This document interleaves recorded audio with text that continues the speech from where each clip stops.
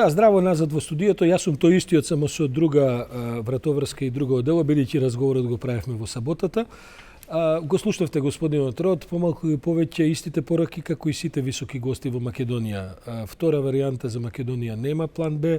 Бидете свесни што правите, одберете што сакате, но референдумот ќе ви ја реши судбината во смисла на евроатлантските интеграции. Тоа е суштината на целата таа порака која што интензивно ја добиваме сите овие недели па и месеци наназад. Со мене во студиото е Бојан Маричич, здраво Бојан, кој што е советник на премиерот Зоран Заев, но истовремено е именуван за раководител на техничкиот тим кој што ќе ги подготвува, а потоа испроведува преговорите со Европската унија. Имаш, ајде да кажем, имаш Бојан, бидејќи се знаеме подолго, така што, а и праксата во студио со луѓето, колку што можеме да бидеме по директни и така. Имаш и политички и технички капацитет. Ајде прво да поразговараме за политичкиот капацитет. Сите странци ни велат дека друга алтернатива немаме. Дека е ова планот А и дека план Б ќе видиме дали кога ќе се измислува и ќе се смислува.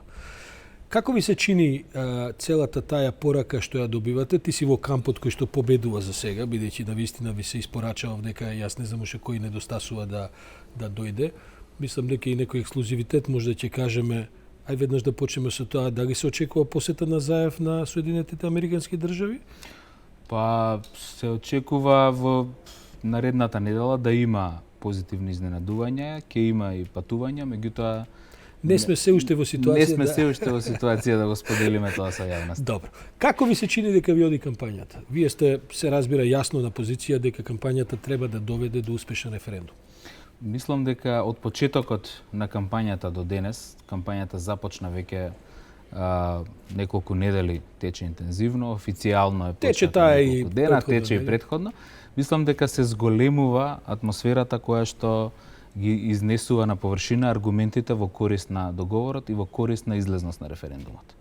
Тоа е позитивен развој на станите според нас, затоа што имаше еден период пред да започне интензивната кампања, кога имаше поинтензивни активности на движењето Бојкотирам и кога во јавноста се уште се движе аргументите зошто не треба да се излезе. Мислам дека во разговорот на владините представници и сите оние opinion makeri, граѓански активисти, новинари кои што се за овој договор да успее и да има излезност на референдумот, веќе го завземаа просторот и влегоа во директна комуникација со граѓаните. Тоа нас ни беше многу важно, да има еден дел кој што ќе подразбира директна комуникација со граѓаните и преку медиумите и преку настаните по градови, но исто така и да има огромна меѓународна поддршка која што се случува веќе неколку недели, со цел да им се објасни на граѓаните дека навистина нема друга шанса и да се разбијат митовите. Да не ги уплашите граѓаните со волку многу и волку високи посети. Се плашам, има еден коментар дека може и до контраефект да дојде, бидејќи на луѓето на крајот. Затоа што дилемата е во следното, мислите дека се уште има луѓе кои што допрва ќе градат мислење за ова? Мислам дека има луѓе кои што се уште се колебаат дали да излезат на 30 и да гласаат. Не верувам дека има луѓе што премногу би го промениле ставот, дека има многу луѓе што би го промениле ставот, но мислам дека мене еден таксист ми рече штом доаѓа Ангела Меркел, мора да е ова многу важно. И мислам тоа е поентата, да се разбијат митовите дека за 2-3 години ќе има друга шанса, дека ќе се издействува подобар договор, дека ова не е толку битно сега, дека не вреди, ќе има уште многу други пречки. Ова како да го цитирате лидерот на опозицијата, аргументите негови? Па и неговите аргументи и на движењето Бојкотирам. Мислам дека тие изнесени позиции немаат никаква основа во реалноста и доаѓањето на овие лидери од светски ранг да го потврдат тоа во Македонија е само верификација на оно што владата досега го каже. Ние не сакавме тоа да остане само збор на владата или зборови на владата. Со други зборови сакате да кажете, им давате на граѓаните да проценат дали е Јанко Бачев управо или Ангела Меркел. Од прилика. Едноставно кажано така. Го употребувам Бачев за да ве прашам следното. Преска со колегите овдека нешто разговаравме, некако како да се повлече тоа движење. Дали не е тоа можеби резултат на некој притисок во ВМРО, бидејќи агендата што ја наметнаа на крајот на краиштата можеби нанесува штета во ВМРО, кое што сепак, јас и понатаму утврдам, не е проруска партија или во својот главен дел, таа не е партија која што би се залагала против западни интереси и така натаму. Но некако како бачев и оваа компанија од луѓе да ја снема во последните 3-4-5 дена. Не дека беа тие нешто многу присутни, но беа гласни, сега ни тоа не го гледам. Јас немам дилема дека ВМРО ДПМН како партија е за ЕУ и за НАТО. Меѓутоа дел од меѓународните партнери можеби во некој период ја имале таа дилема. Ова беше добра прилика ВМРО ДПМН да покаже дека на вистина нема ништо со движењето Бојкотирам и дека не го поддржува. И мислам дека имаше можност и лидерот на опозицијата тоа јавно го потврди и тоа имаше ефект. Така што обесхрабрувањето на Бојкотирам и мислам дека тоа уште појасно ќе треба да го направи во наредните денови. Обесхрабрувањето на Бојкотирам е само добро за опозицијата за да покаже дека на вистина не стои за тоа движење ниту го поддржува. Некои велат дека полека и самото ВМРО ќе го смени овој став во смисла што сакате правите на референдумот и дека како што наближува датумот можеби ќе завземат став околу тоа што да се прави на референдум. Што да препорачаат на своето членство и на своите симпатизери се разбира да прават на референдумот. Имате таква проценка? Па секогаш има простор. Мислам уште 2 недели дека се доволно простор за да се изјаснат јасно по ова прашање. Тоа би било навистина одговорно, затоа што ова не е работа само на владата или само на опозицијата. И контра ако го поставиме, што би се случило доколку еве се не успее и ВМРО ДПМН ја превземе власта, од која поедовна точка ќе појде понатаму да преговара. Така што мислам дека проценката е дека и на ВМРО ДПМН му одговара да има став, но исто така и да помине успешно референдумот, затоа што тоа ќе ги зацврсти нашите стратешки цели. Ако тие не стратешки цели како држава не се разликуваат од стратешките цели на партијата, тогаш нема причина да не помогнат во овој процес. Добро, тука се разбира раздорот на договорот со Грција, бидејќи тие стопати повторуваат дека немаат против ЕУ и НАТО, но не на ваков начин и така натаму. Така што Па во тој контекст сакам и да кажам дека овие меѓународни посети и оваа кампања докажа дека точно е дека нема може да не ви се допаѓа договорот, меѓутоа без овој договор не може да влеземе во ЕУ и во НАТО. Алтернативен пат нема. По договор многу тешко би се постигнал и тоа е за тоа мислам дека ВМРО ДПМН се свесни. Впрочем, тие имаа прилика 11 години со 4 грчки премиери од 3 различни партии да имаат можност да разговараат, не успеа да дојдат до чекор напред и мислам иако се приближија до ставовите кои што сега се договорени, ама немаа храброст да го екзекутираат тој договор, можеби на двете страни, можеби не само на страна на Груевски. Дотолку повеќе треба да се искористи оваа шанса кога на двете страни имаме желба и можност да се спроведе. Да, несумнен е тој, како да кажем, тој тандем што се појави Ципрас и Заев, очигледно дека има некаков персонална интервенција во проблемот и веројатно не ќе можеше да се стигне до тука до каде што стигнавме без тој тип на една персонална интервенција. Мои познаници, пријатели, пиар експерти, са бајале на кафе, дискутиравме, ние сме едно постојано друштво кое што се занимава со македонската реалност на утринско кафе. Велат дека, види, можда Мицковски направи глупост на митингот на Штип, но го одзема вниманието на јавноста од митингот во Скопје. Го гледалите ли тоа на тој начин или? Па тоа вака се разбира, мислам на она клекнување, клечењето, поклонувањето и така натаму. Па тоа краткорочно гледано веројатно така изгледа. Меѓутоа основната порака која што произлезе вчерашниот ден е дека имаше масовен собир за Европска Македонија во Скопје и дека имаше помалку масовен собир на кој што лидерот на опозицијата без јасна порака само направи еден гест на клекнување пред своето членство. Не верувам дека тоа може да донесе некаков бенефит на ВМРО ДПМН. Мислам дека тоа повеќе одразува еден, да речеме, недостаток на јасна политика, но тоа не може секако да ја замени јасната политика која што треба да имаат и по ова и по други прашања кои што треба да се борат со власт. Ќе го сменили ставот Заев, сега те прашувам и како советник на премиерот, во смисла на прифаќање на фрлената ракавица околу интервју. Се извинам, околу заеднички дуел. Од друга страна и самиот Заев му фрли ракавица на Мицковски и рече: "Донеси ти твој јасен став, па ќе седнеме да правиме дуел." Има некако движење во таа насока или ќе останеме на ова статус кво префргање преку ограда расправија? Мислам дека јасни се позициите и ако има придвижување, ќе треба да има придвижување од Мицковски во врска со неговиот став од референдумот. Премиерот Заев беше веќе еднаш на дуел со Мицковски, би одел секако пак.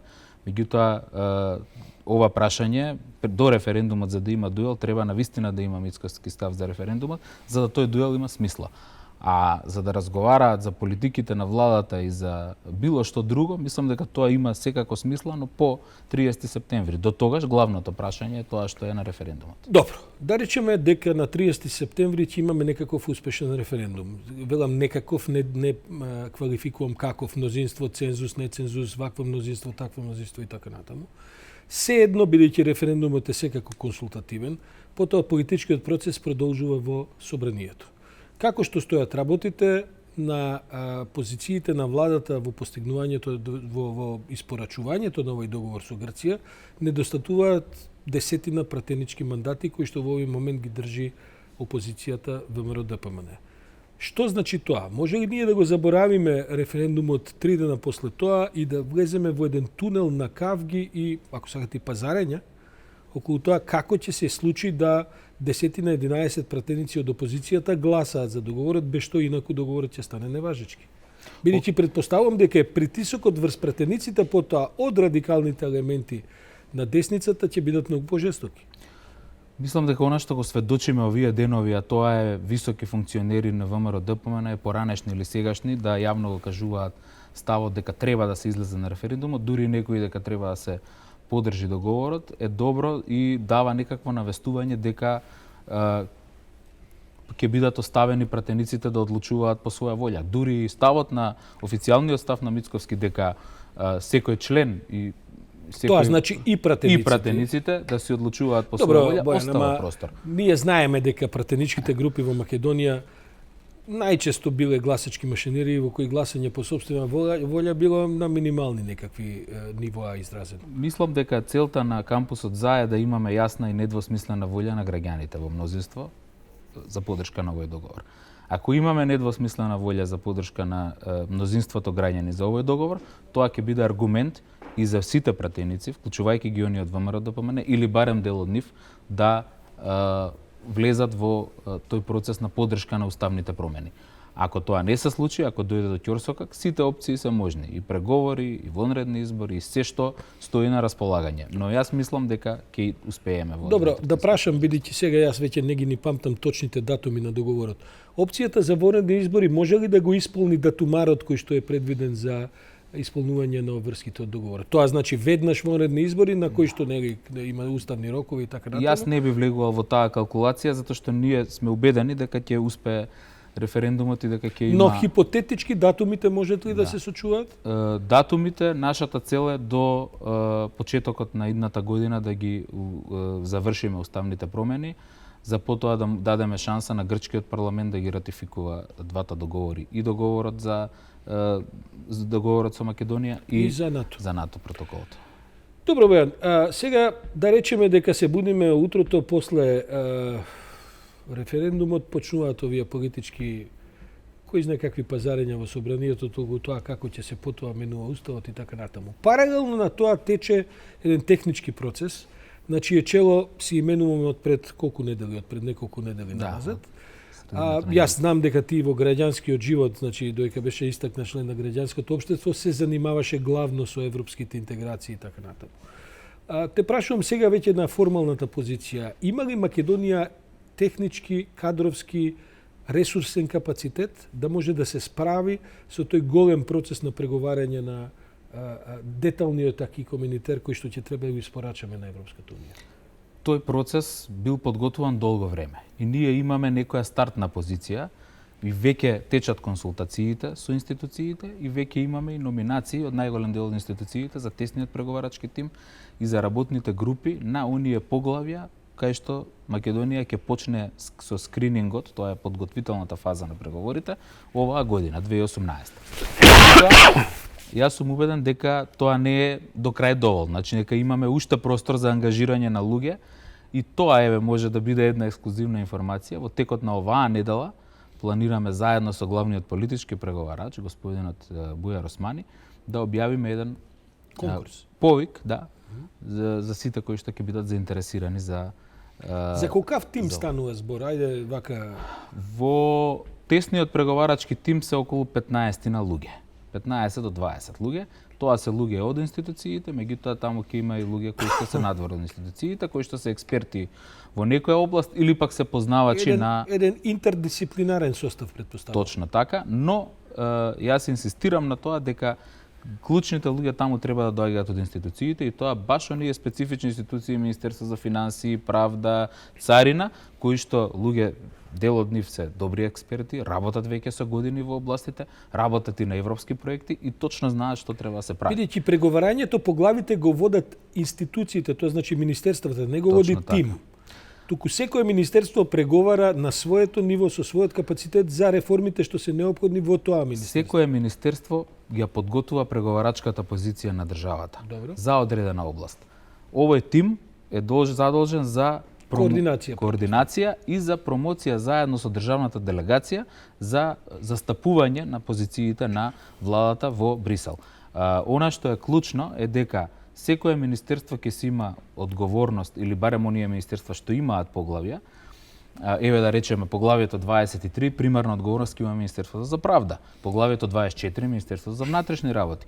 Така што ќе имаат можност и одговорност министерствата да ги искористат најдобрите луѓе за дефинирање на позициите како, во која временска рамка и на кој начин и со кои евентуални исклучоци Македонија ќе го примени аки комунотер. И тоа е операцијата на преговорите. Овој тим од 15 на луѓе е мал, меѓутоа има задача само да ги координира тие процеси и да ги застапува. Меѓутоа, 33 работни групи кои што треба да ги, или 35 поглавја вкупно што треба да ги поминеме во скрининг до крајот на наредната година, ќе треба да опфатат стотици, можеби и илјадници луѓе.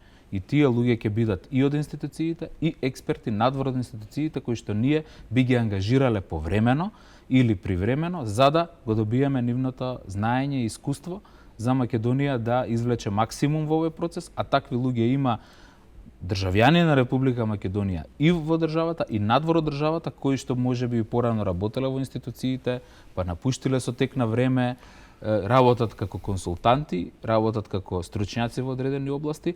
Сето тоа ако го збереме во овој повеќе годишен процес, тој ќе трае пократко. Ако не ги искористиме максимално капацитетите, може тој процес да ни трае и подолго. Свесен ли е премиерот дека реформите не му се одвиваат добро? Гледам дека се спомнуваат камшици и така натаму, меѓутоа де факто во некои од клучните области, поглавието 23 го спомнавте, тоа е за правото и така натаму, работите стојат, речиси, на исто место кај што ги затекнавме како општество пред година и кусур дена. Она што премиерот секогаш го кажува е дека во овој период на година и кусур дена успеавме да донесеме некои закони и да усвоиме некои стратегии. Она што ни следува во наредниот период е како тоа што сме го замислиле и напишале на хартија и усвоиле на одредено ниво, го спроведеме во пракса. Еве, на пример, во овие оценски мисии, разговори со меѓународна заедница и со Европска унија, они се воодушевени од пресудата на судот за конфискација на имот на криминално стекнат имот.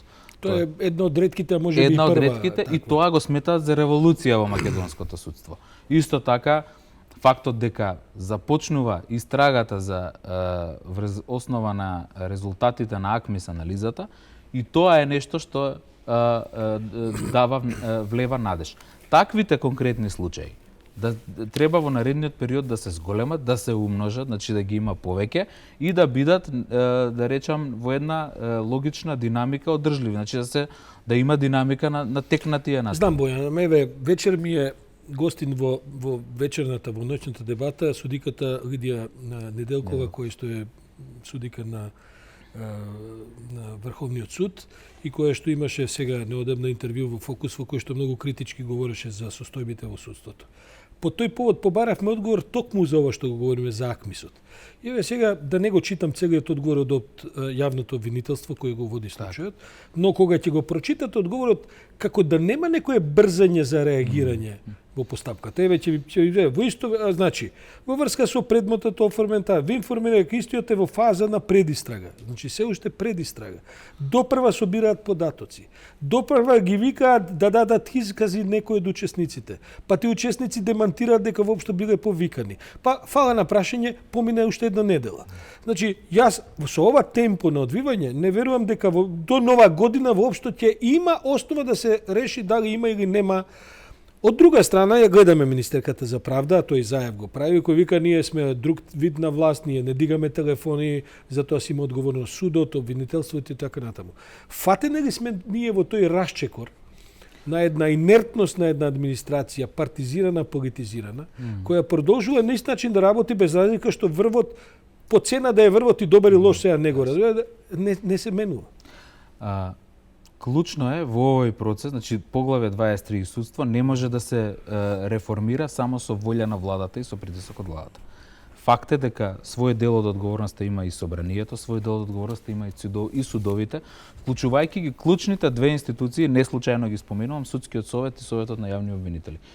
Па добро, знаеме дека во Судскиот совет и Совет на јавни обвинители таму би рекол дека односот на силите се уште во еден формат кој што сме го гајале во минатото. Па токму затоа приоритет на владата е реформирање на овие два совети. И тоа е и по стратегијата за правосудство и во планот за реформи на Министерството за правда.